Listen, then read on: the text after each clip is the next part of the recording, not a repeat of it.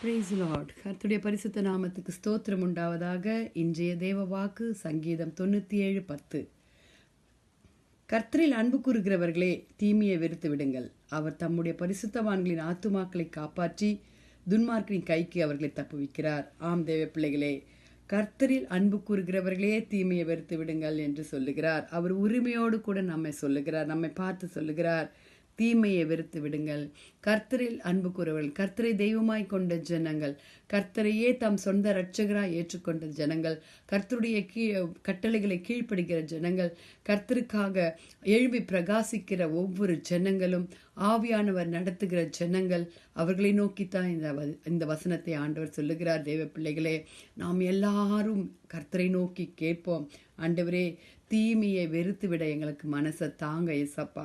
அதன் பாவத்திலிருந்து போகாதபடி நாங்கள் நேர்த்தியான பாதைகளில் நடக்க எங்களுக்கு கிருபை தாங்க ஏசப்பா.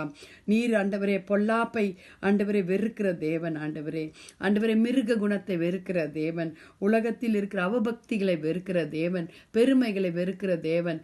ஆண்டவரே நீதியை விரும்புகிற தேவன் நீங்கப்பா. எங்கள் வாழ்க்கையில நாங்கள் நீதியை செய்ய எங்களுக்கு கிருபை பாராட்டுங்க. பொல்லாப்பான காரியங்களை எங்களை விட்டு அகற்றுங்கன்னு நம்ம தேவ பிள்ளைகளே, வாலிப பிள்ளைகளே நாம் கேட்போமா?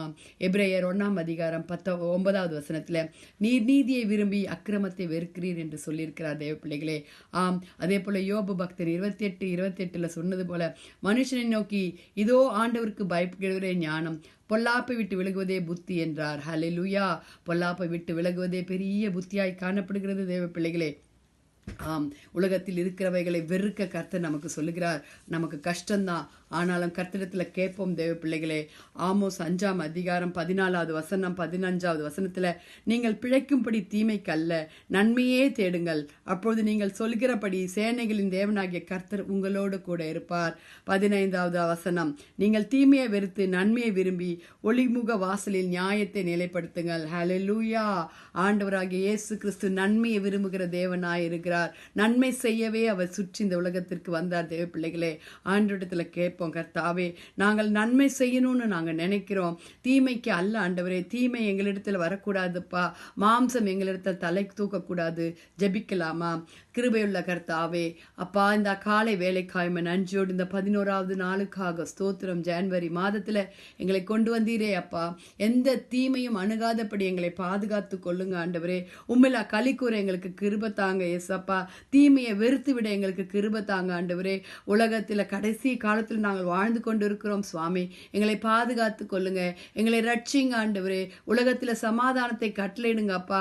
ஆண்டவரே, பாவம் பெருகாதபடி கர்த்தாவே நித்திய வழியில எங்களை நடத்துங்க ஆண்டவரே.